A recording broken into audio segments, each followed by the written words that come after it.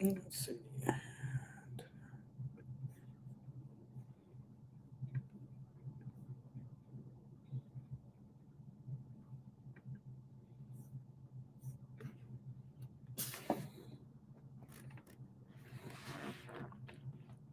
All right, that should be good. Hey everyone, it's Commander Shipp, and this is State of the Nerd Union. We're going to be getting back to our regularly scheduled Friday afternoon show. What up, Taryn? Yes, it's my birthday. This is also be a special birthday show. I'm by myself, but we should have Ace Trainer Jerry and Grandmaster Fox back next week.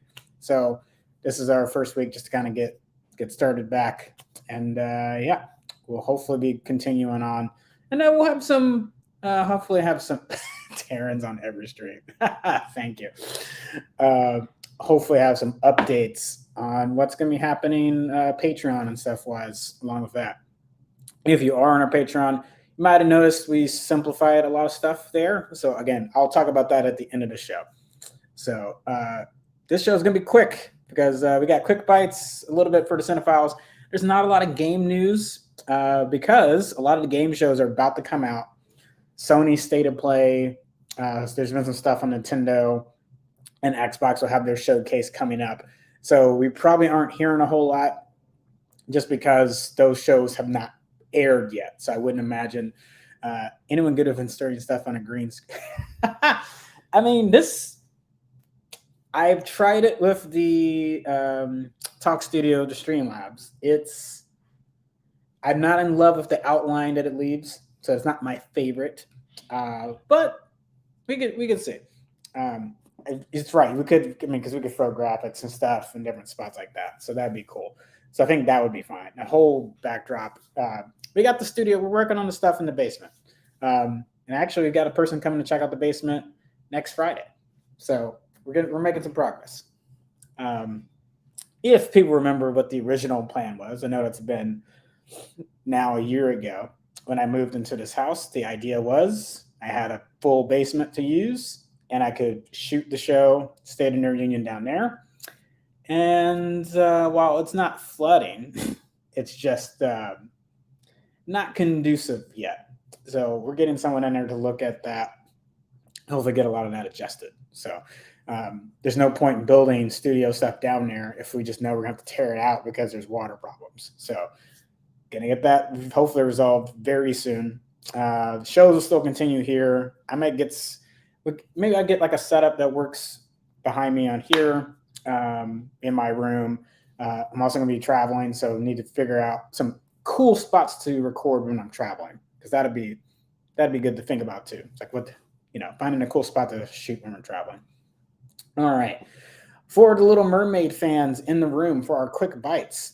If you've been looking for when it's going to air on Disney Plus, it officially is going to happen September 6th in the U.S. Whether that's going to be to all territories, usually it does mean everywhere that Disney Plus airs, it's available, but there might be some agreements. But if you're here in the U.S., get Little Mermaid available September 6th. Feel free to enjoy it. It's a solid film. I would say visually there's some things that are a little annoying. And I was talking to someone last night. They were coming out of the theater and they were talking about the underwater effect for Little Mermaid. And I would agree. The land-based scenes are probably the best of that movie. Ariel's fine. The Eric is fine. It's just when you get underwater, it doesn't look. It's not the most visually appealing. Disney did not do them any favors there.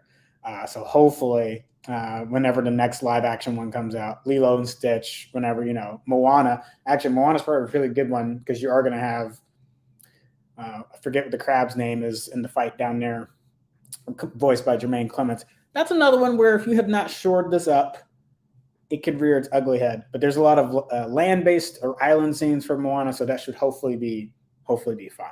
But Little Mermaid definitely suffered, I think, as a result of that. I don't think it's Haley's performance. I forget who the actor played Eric. Melissa McCarthy was fantastic. She was loving her role. I love it when someone goes 100%. They're like, I'm gonna eat all of this role. I'm gonna inhabit. I'm gonna breathe and exist in it. Beautiful. So she was hamming it up. Her Ursula, perfect. It's just, yeah, there's some there's a lot of good, there's a lot of. So check it out when you get it on Disney Plus. And yeah, I would agree. She's so good. It's so good. That was a surprise.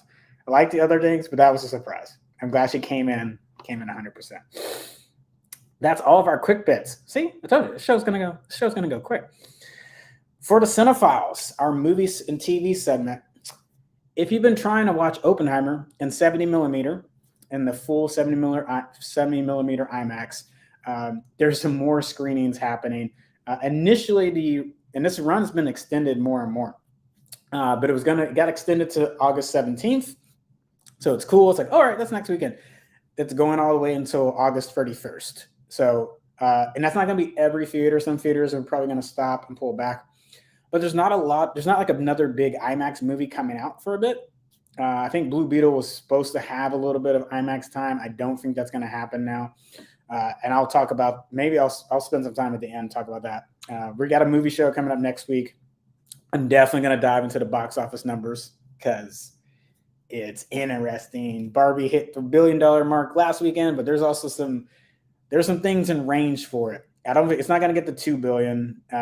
This is going to be when we start to see it trail off, but there's still some milestones it could hit as it. So where is it going to finally end up? Will it beat Mario this weekend? Yeah, we're going to talk about that on Tuesday. We'll get into that more. But I'll talk to Blue Beetle at the end. Back to the original point. Oppenheimer. If you want to catch it in 70 millimeter, you still got some time. I had a friend, Shelby, his parents, I think his brother and dad went down to Indianapolis to go see it. It was really cool. And I will say, for folks that are underwhelmed by the 70 millimeter experience, I get it.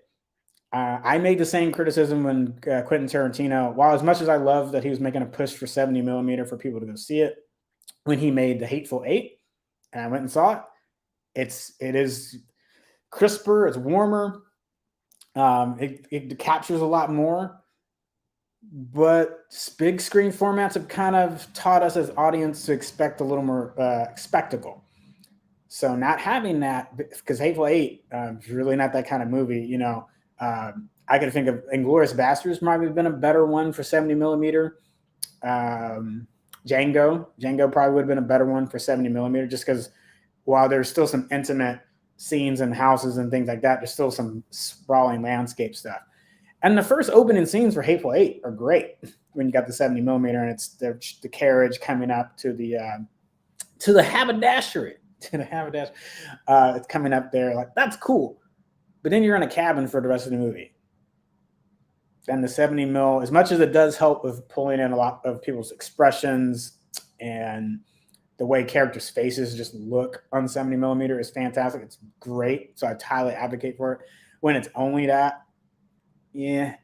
So Oppenheimer suffers from a little bit of that. So I can understand, like, it's not necessarily going to be worth the drive for everybody. I loved it. I'm probably going to see at least one more time in 70 millimeter, but this is not like a easy sell. Like if it was The Dark Knight in 70 millimeter, I would tell you to go see that in a heartbeat. I'd be like, go see it. If there's not one nearby you, but you have an IMAX theater, you'll be fine. I've seen it in a couple different formats just because I wanted to be able to talk about what the differences were. I've been in, I would say if you have a 70 millimeter near you, but it's not IMAX, maybe, because what happened? I was in Chicago last weekend, or I guess earlier this week, and I saw a 70 mil at it was the AMC River 21. And they are showing 70 mil, and they are showing it on a larger screen, but it was rough. That was not the best 70 mil experience I've had. So I'm going to get to see it in Nashville soon. So I'll report back for folks that need to know if the Nashville one's good. I think my friend, actually Kyle, one of our other writers and CEO has seen it. So he can vouch for that one being good. So there's some other spots around the country. There's 70 mil is legit, 70 mil IMAX, and it's fine. There's some other 70 mil spots that are just not not as great. So I can't strongly recommend those. But yeah, if you haven't seen it and you're a big cinephile, yeah, do it. If you're like, I just want to watch the movie, maybe find an IMAX near you, regardless if it's in 70 millimeter. And then your mileage is going to vary. Yeah. Yeah.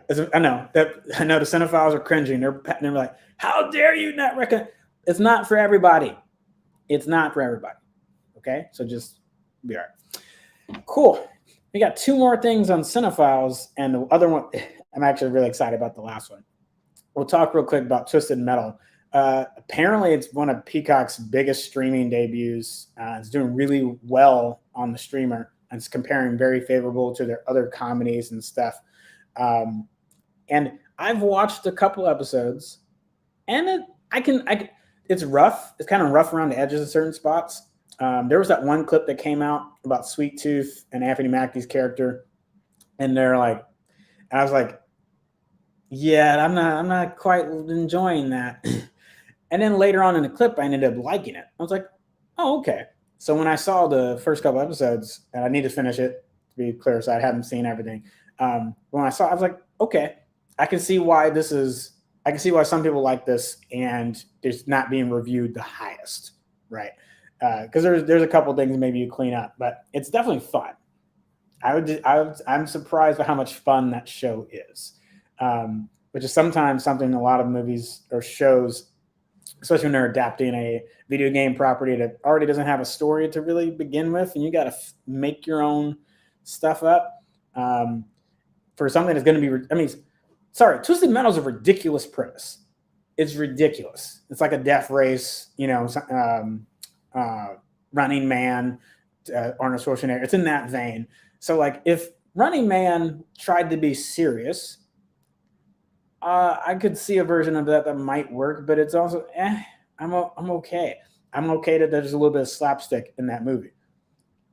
Twisted Metal has that, and I think it works. There's some moments where it doesn't work. So I go back to that clip of Sweet Tooth, voiced by Will Arnett. So he's not actually in the body. So Will Arnett's voicing it, and it's kind of like some of this worked. Some of these jokes didn't land for me. So it's like, okay, that I can see why some people don't like it. So, but the first things that were coming out and just bashing it, I was like, I don't get that.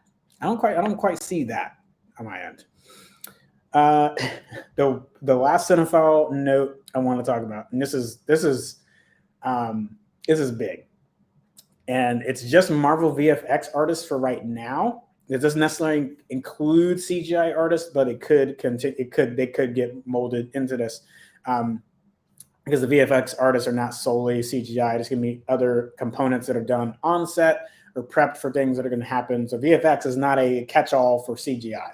CGI can exist in that space, but they have contacted the Department of Labor and given them their notice that they intend to have a vote. I know there's all these preparations. You can't just unionize. You got to inform them that you want to have a vote, and then that vote will determine if you get to unionize, if there's enough people, enough of the working body. And this is just for Marvel VFX artists. But if they can pull this off, it'd go a long way to getting other below the line IATSE workers to unionize. So this is big. This is major. If you're like, I don't know what's going on, I don't know what's happening, and Across the Spider-Verse. Again, that's Sony, but it's the amount of overtime, overworked artists that were in that. And again, you're like, well, those are cartoonists, and there still would be considered below the line actors, below the line producers and creators for that project. So I'm referring to Marvel VFX, but what I'm thinking really is this will hopefully help across multiple parts of the industry, because it's a little fractured.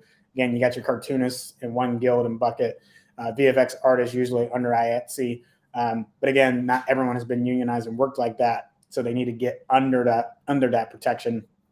So I'm really hoping this is one that, because again, this is big at being the ones under Marvel. if they can do it and pull it off, and Marvel doesn't try to squish them, particularly Disney doesn't try to squish them, that would be major. So that's probably worth a video topic in itself. Dan Merrill over on his channel has already talked about that too. So if you can't wait for me to make mine, go check his out. He does really good work on his channel. So definitely highly recommend that. But I'll talk about that. Hopefully I can talk about that on Tuesday night when we do content not found. But this is big.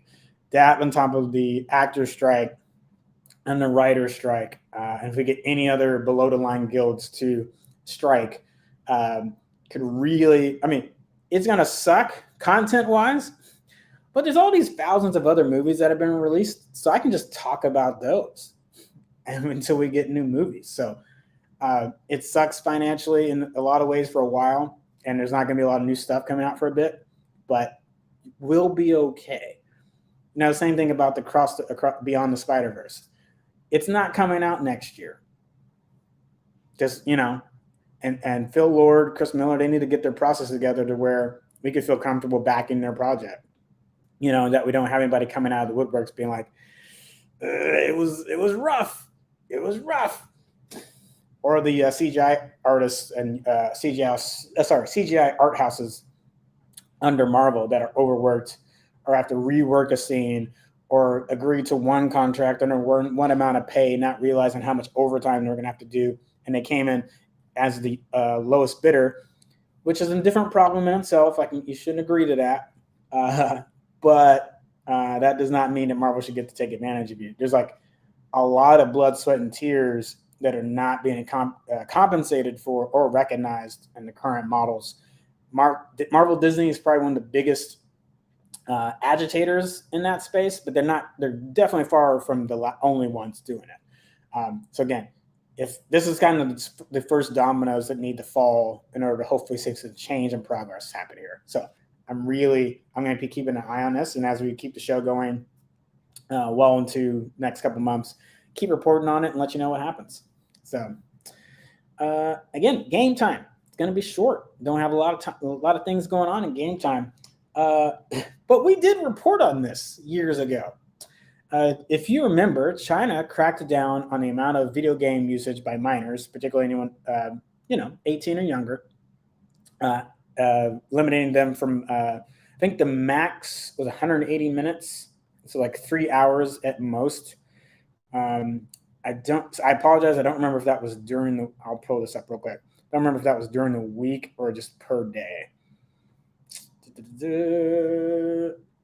Yeah, children weren't meant to play games for longer than 90 minutes a day and in 3 hours on public holidays. So they got to have more time on a holiday. So I'm reading from New Scientist, and they were talking to David Zindel. He's working at the University of York, UK, and his team did a report from the time in 2019 up until when the policy enacted until the pandemic hit. It's key to note that it's fair in that study to not count time in the pandemic, because a lot of people probably were playing games during that time. So that's going to skew your study and skew your data. But during the time frame from the policy enacted until, and I don't remember exactly when I say, so for about 22 weeks from the time the policy enacted. So it goes a little bit into 2020, but not super long, basically until the time that China started their lockdown. They saw no discernible difference when the policy started and the hours people logged, particularly if they were playing on any kind of Unity game, linked game, the Unity engine. That was one of the key engines they looked to see playtime and stuff, and really saw no discernible difference. So it's not. I'm not shocked. And I push back against putting those limits anyway, because I think that should be parent by parent that knows their kid and the time they should play on it. But I'm also not, I hope this doesn't, I don't want to become not caping for China. But I also understand, if you feel like video game usage is causing a detrimental effect on your society, I could understand why you'd be concerned and want to check in on the amount of playtime. I'm not saying China's right to do that, but I could at least understand the concern. even like if we roll back to our times where we've had different arguments about video game ratings in the late 80s, mid 90s, the hot coffee mod on Grand Theft Auto San Andreas. It's like does video games cause violence and stuff like that? Like, no, I don't. I've never prescribed to that. And we don't have any data to really have ever backed that statement up. But I've always understood the concern, right? I might be like, that senator is using this just as a ploy to gain political points and stuff. So it's annoying as a gamer knowing that you're not being affected. But like, so I get that. But for anyone, like a parent being legitimately concerned, it's like, no, that's a fair concern. But I still think that should be a personal citizen parent making a decision for their child how much you play. I don't think the government really needs to be involved in it. But the ratings are important so that you know, hey, you may not want to give your child this game, so that you know, if you're worried about this content, this game has this and this in it, you know. And one area that is not talked about enough, so this is not about content, this is more about loot boxes, gambling mechanics, addictive built-in mechanics in video games. I would prefer a more targeted, you cannot play this game, and it's not because of the rating, it's because this game has loot boxes, and we know, we have information, we have data back on this, that these are addictive processes. In the same way that a social media app is designed to get you to doom scroll, this is designed to get you to spend money that you do not have. And especially for kids' brains that are forming and developing, it's going to get them into addictive gambling systems. Way too, I mean, no one should be doing that regardless. That's another, I'm going to get flack for that one. That's another argument, another conversation. But kids definitely should not be playing. There should be no loot box mechanics in video games, especially if they're aimed for kids. Like, doesn't matter what government system, China, UK, or sorry, EU, doesn't matter. That shouldn't, and EU's been cracking down on that. Like they did the FIFA crackdown, a lot of EA crackdown, stuff like that, which we reported on months ago. So that is a big deal. I don't care what your political system is. That's important. So I would personally like to see a more specific. We don't want these addictive practices inside the games. So either get them out, cut those services out, or you're not going to be. You can't have it on the server. You can't have physical games and stuff like that. Or we're going to put a content restriction that's got to be 18 or up to play these kind of games. So that's what I would prefer to see. So I'm not going to really touch into China's politics on, because that's a whole other egg. But something we can definitely see in the U.S., see in other countries. If you want to adopt something, don't allow loot boxes. Please, for the love of God, don't allow loot boxes. Or also don't allow Roblox to exploit your kids' creativity as they design things and get paid pennies on the dollar for them. But that's a whole nother conversation. We got one more game time segment. There you go. See, Taryn, I can give Steve some game time. See, I did it. I got there eventually. Teenage Mutant Ninja Turtles, The Last Ronin, was teased last year from THQ Nordic. I have not heard THQ in a long time. I was like, there's still a studio? I'm sorry, THQ. I didn't know. I didn't know you were still around. I didn't know you were still here like that. I didn't know. But now that I do know, this is an adaptation of Teenage Mutant Ninja Turtles, The Last Ronin comic book series, where there's only one surviving turtle from the original four. We don't know who it is. I mean, if you read it, you know who it is. But if you haven't read it, I'm not going to spoil that for you. Definitely, it's a great read. And in the game, you'll be playing one of the last remaining turtles. You have the collection of weapons from your fallen brothers. Part of the mystery is trying to figure out who it is. And eventually you do get that revealed. So a new teaser just came out from THQ Nordic. We still don't have a release date. You would think if they had enough time. I mean, I don't know what their production cycle is, but having enough time to have released that and coincide with Mutant Mayhem that just came out in theaters, and it's pretty solid. But as soon as we know a release date, we'll let you know. there's obviously not going to be any kind of like split screen co-op with this one because of how dark and sad the material is, because you've lost your turtle brothers. Rough. It's rough. Yeah, people forget the Teenage Mutant Ninja Turtle comics are really dark. We have not had that adapted on screen, and I'm not saying that we should. I'm just saying. I think sometimes, so if people look at this game and they're like, why is it like that? That's how these comics are. There's still the fun, lighter TMNT comics for sure, but there's some other ones that are a little not exactly kid friendly. So I'll just leave it at that. There's definitely some that are not like that. Taryn, literal sad turtle. Yeah. It is unfortunate. Let's see. That's all we got for game time. So yeah, we're gonna talk check the tech. I'll talk a little Blue Beetle when we're getting towards the end. X, formerly known as Twitter. Yeah. A brief aside.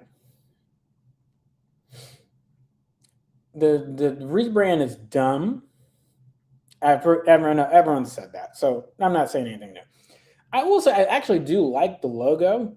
It doesn't make any sense for them for what they had in the past. If it was a brand new thing, hey, this is our platform X. And it's like, okay, the logo actually, people are shitting on it. I actually like it. I think it's cool. It doesn't make me want to use X at all, really, because it's like, this is still just Twitter. And you're now just bad Twitter. So, I want to separate these two things out. I don't hate the logo. I think it's cool. I would love to use it for something else.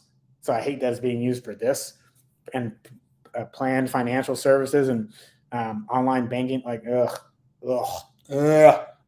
whatever. Just continued gagging the entire show. So, but yeah, I like the logo. So that's one nice thing I can say. That's all I can say. Before I go into this, X hijacked someone's Twitter handle. Oh man. So a software developer named Jeremy Vaught originally had a handle @music. He was an open source software developer, has had the account since 2007, and he was told, I guess politely, that we're taking your username. Here's a selection of ones that you can have, but they don't know what they're gonna. Excuse me. Jeremy's unclear what they're gonna use his username for. Presumably, it's probably gonna be like @xmusic or something like that, or it's gonna do some kind of redirect to the X channel. So it's by the terms of service. Any platform could technically do that. It might be the username that you picked, but you don't technically own it. That's the platform that has been created. You may have built the plans and stuff that are coming onto that, but that platform is still not yours. So I guess legally, let's make the nerd union lawyers happy. By the legal basis, I understand that X has it within their ability and it's within their terms of service to do the thing. I also don't have to like it. I can still say I think that's dumb, especially since we don't know what they're gonna do with it. X did have the kindness to move his followers, which he'd gotten over 500,000 followers. Not bad, Jeremy. Not bad. Go ahead. Go ahead, Jeremy. He reviews a lot of audio equipment, like a lot of headphones, earbuds, stuff like that. Talks about when he finds one that he really likes. So he did move their followers over to his new account. So that's, if you're gonna, you don't have to start all over. So that's good. And hey, I'll take 500,000 followers. Yeah. Y'all want to come over and watch over Nerd Union? Yeah, that's what I thought. Moving on. Our last check the tech. This is honestly not surprising. and we're gonna have to really stay on our p's and q's and stay on top of this one. But the Biden administration has ordered a restriction on U.S. tech investment in China. Now, this isn't new. There's already been different overtures, tax credits, and/or certain investments being held up. If you were so basically, for example, if the U.S. government was going to give you a tax credit on building a new facility, if you then built that facility in China, you're not going to be eligible for that tax credit, and they might ask for some of that money back. And they're getting really deep into this right now, and it's real. It's like we're basically getting ready to have a tech. We're already in a tech fight with China. We've been in one for decades. It's just getting more and more, getting more prolific. And this is, as much as you might be like, oh, Biden's like this has been here for a while, at least since the second Bush administration or Bush term, since 2004. Obama has had various encounters and/or directives he's initiated. Trump did as well. We can argue how terrible Trump was with Russia. Trump was doing a lot to head off China in certain ways. So I'm not trying to say that to give another side on that. That's not what I mean. I'm just saying, but this is not surprisingly bipartisan issue. Who would have thunk it? Yeah, who would have thunk it? Who could have seen that coming? And that's probably problematic for a number of ways. We'll get to that another time. Some legitimate reasons this could affect you: semiconductor manufacturer, advanced computer chips in particular. So for your graphics cards that you love so much in your tech and in your PC builds, and if you love the Apple M1, M2 chip, where is that going to continue to be produced, and so on and so forth. And particularly AI development and quantum information technology. So the next development, getting past just a binary chip, ones and zeros, to a different additional number of assignments inside of a chip. If I just made your brain hurt, that wasn't even that complicated based on the quantum chip guys. That's what they were trying to communicate to me. So yeah, the stuff gets really cool, and stuff can get really cool and neat in a hurry. So it's if you have no idea what a quantum chip is, go look it up. It's really cool. I gave you probably not even a really great simple explanation. So if you like that, let me know, because I got some friends that love talking about this stuff, and they can explain it much better than I can and talk at different levels and depths on it. So if people are interested, let me know. But we're getting some really cool spaces with that in various labs that are maybe close to pulling that off. It's not going to be anywhere close for mass production, but the U.S. is not interested in sharing a lot of that, particularly for a country we're not super friendly with China. And I'm just gonna leave that. I'm just gonna leave it at that. I mean, you also have to deal with the fact that there's a lot of corporate espionage. If you're doing work in China, particularly if you're doing different program and buildings in China, that they might be taking. I already said corporate espionage, but that's effectively creating backdoors into your programs and things like that. This is not stuff that's made up. It's not conspiracy theories. It's well documented that you can look at different companies that have complained to the U.S. government about this, especially if they're a U.S.-based company. Google has talked about issues in the past with China, even though they have stuff based there in Microsoft and not Facebook, but even some of our gaming companies and stuff like that. So that is a legitimate concern and issue. Now, if you make a major tech breakthrough in 2 weeks, China can have a version that they have already known how to make because they got it from you. So these restrictions are needed in a way, but it's going to be interesting to see how they play out. I think it's the best way to say that for now. And we got to see how U.S. tech investment continues to grow, where they maneuver to as they are pulling out of China. And does China start to export their own stuff? I think that's the one piece of this puzzle we haven't really heard or seen a lot of movement on. Because if there's going to be all those factories left over, if people are pulling out, again, we're kind of projecting into the future. It's if there's a full pullout or a mass exodus out of China, and semiconductor spots are built in other countries. U.S. is already Austin, Texas, and various spots in Texas are building up semiconductor factories, and there's some other spots within the U.S. that are also doing that.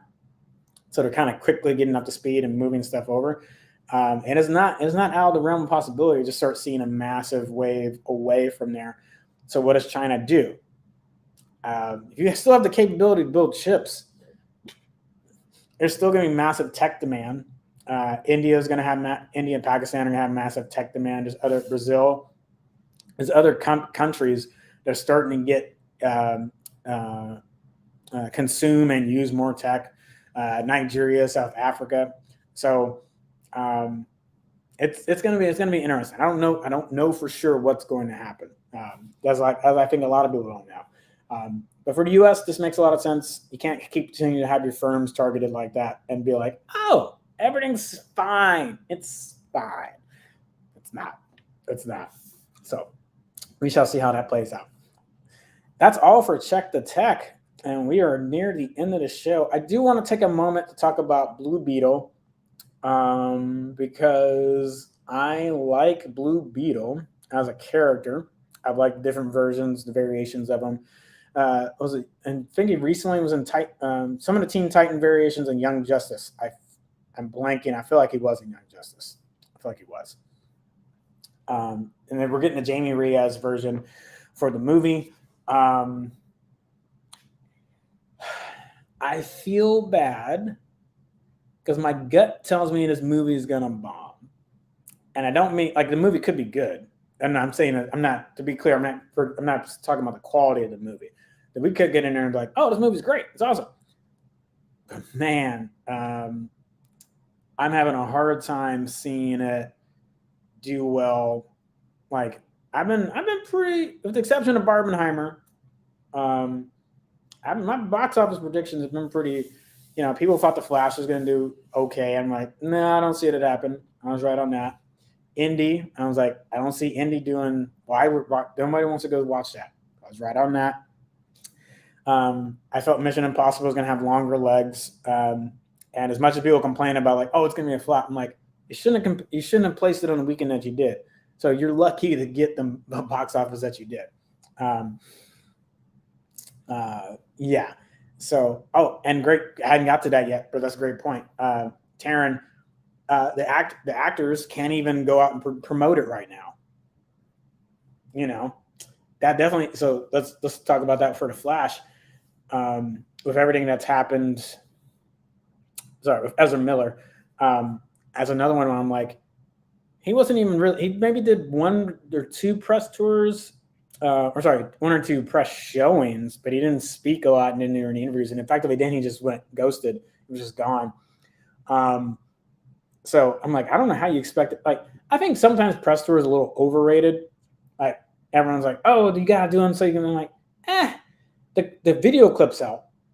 The clips that come out of them help because I can get on the internet and it spreads around. But it's not the actual press, like being at the press tour, that does the thing. It may be a function of it that you get clips out of it that the marketers can use, spread that on your website and stuff like that. Once same thing in what I don't write the review for it to be a promotional tool, but I would also be an idiot to say like my reviews are not used as a promotional tool. And some reviewers have been a little. There's been a little bit of friction. We could talk about that for a second. I'm going to talk about that in a second. Sorry, I'll get derailed. I'm going to talk about that in a second.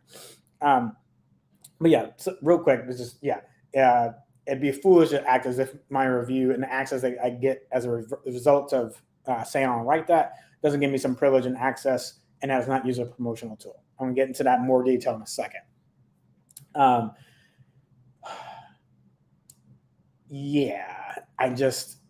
timing is bad. Can't promote it.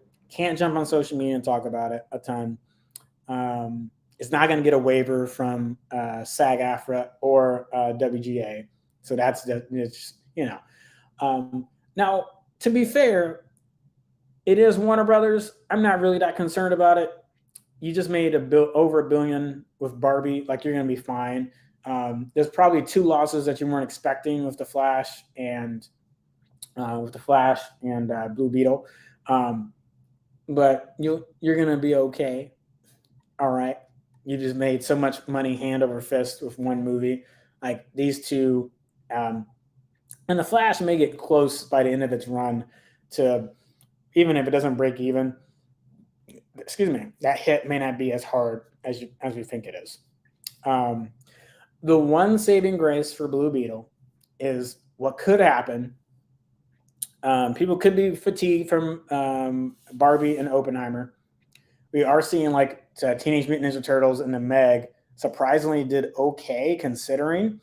Um, we'll see what happens with them this weekend. They might do better. I don't think anyone's going to go see The Last Voyage of the Demeter. God, that movie looks terrible. It looks atrocious. Sorry, I try not to do that, but good lord, that's rough. Oh, man, got back to that.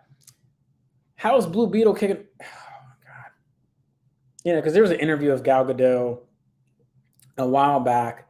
It's made the rounds again as Heart of Stone, her new movie, comes out. Because again, she can't promote or interview, but they're bringing these stuff back up. And she was talking about James Gunn, David Safran, about them, what Wonder Woman 3 would look like. Insiders at Warner Brothers say that that's not the case, that there's not going to be a Wonder Woman 3. So I don't know what's going on. Unless they mean that Gal Gadot will be back in the role of Wonder Woman in some form or fashion in the new DCEU. I bring that up because if Blue Beetle's kicking it off, everything about that movie reads like old DC. So why would that be the one to kick it off? And you still got Aquaman later. Aquaman's still coming out in December. Like, it's painful because fans don't have anything to really latch on to. That's what. So I mean, like, imagine if when you got to Black Panther or Captain Marvel around that time frame, that those movies have bombed, and you get to Infinity War. So Infinity War would kind of be in our Justice League stand-in, and it does terrible. And then they say, but there's still Avengers Endgame, Ant-Man and the Wasp, and Spider-Man Far From Home. All these are still coming out, but we're gonna pivot to what we're doing now with the Kang stuff. When you think that's a little like, and again, I'm not saying that the reboot is not necessary. I think they need to revamp it. So I get it, but man, you had a lot of projects still in the burner to get done, and the Batwoman being canceled and stuff like that. There might be some stuff I forgot that got canceled too, because we don't have a Peacemaker season 2. Peacemaker was built inside of that. So as much as I want to see another season of that, and I think James Gunn would love to do it, and they've said it's going to be under the Elsewhere brand, but how many more of those can you do and not affect this? I don't know. I wasn't sold on the announcement when Gunn did it, and the ones that he came out with and said these are going to be the Gods and Monsters, I think was the first phase for them. I don't know. It's a hot mess. Gunn might be able to pull it off and might be able to fix it, but I am not convinced. And this backlog of movies is not helping either.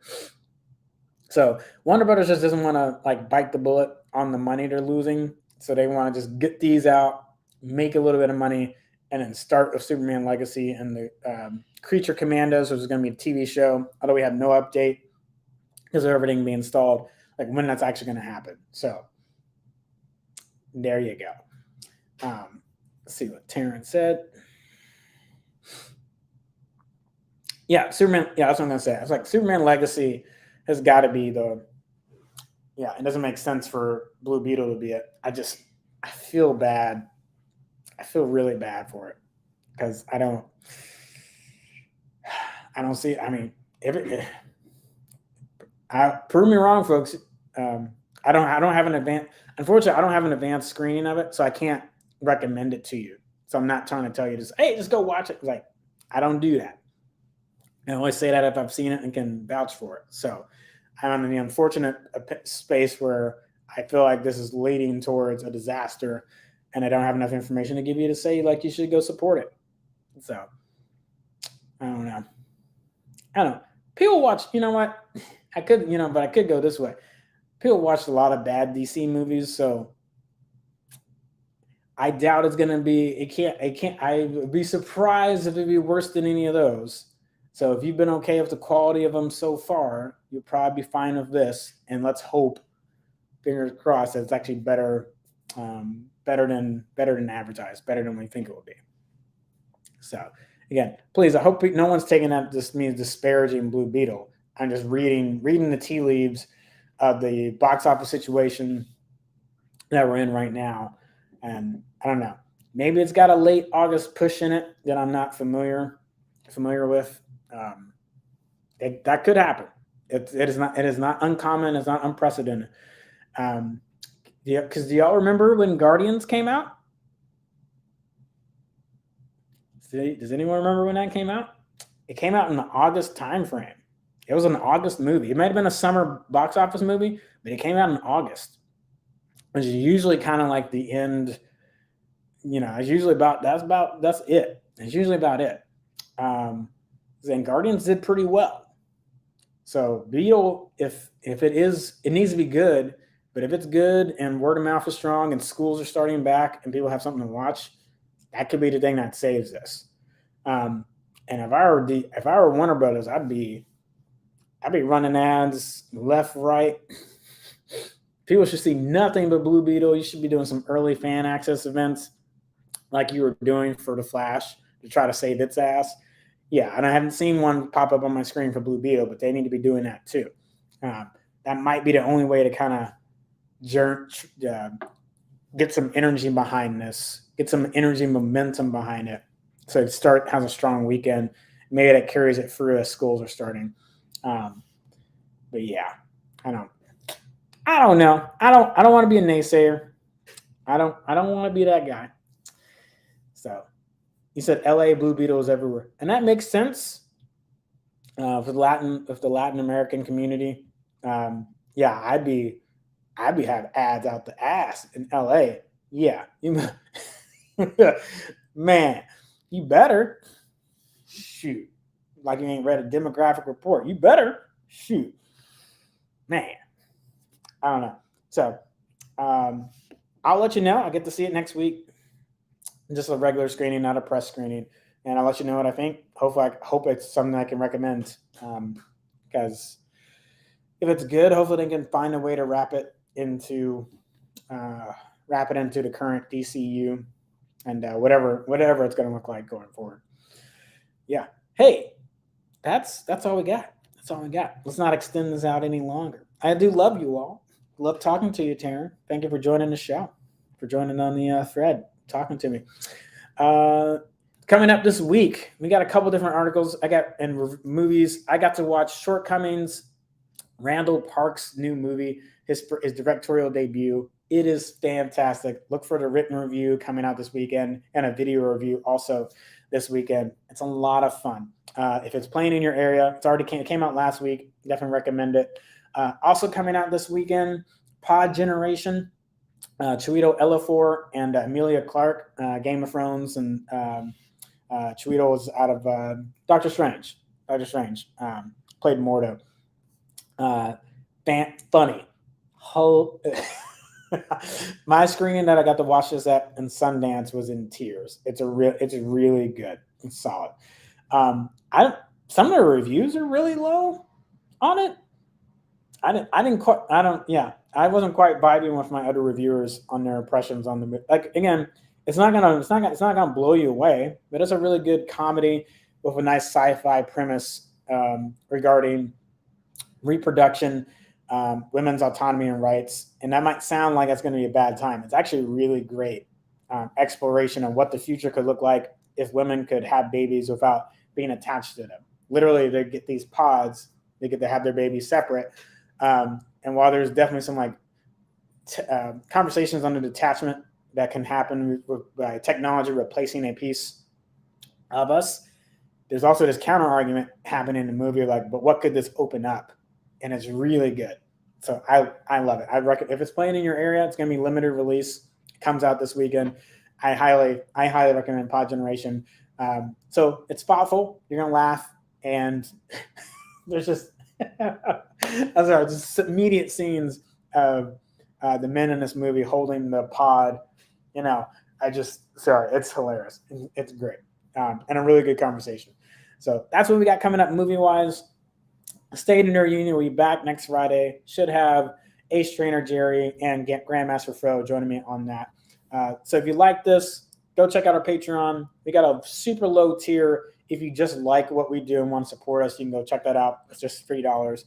And if you do like what we do more and you want to help support and or vote for particular essays and things we got coming out, there's a $5 tier. You can check that out. So definitely go look that out.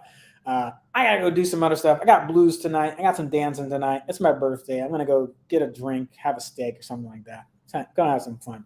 But yeah, really excited. The operative. We're not talking about Firefire or Serenity. Yeah, my bad. Serenity. Yeah. So hope you all enjoyed the show. Stay in your union. Back next Friday. Look for the time on the Facebook, Twitch, and stuff like that. If you like the show digested in clips, you can also go check that out. We'll have clips coming out shortly after the show. And yeah, until next time, Commander Shipp signing off.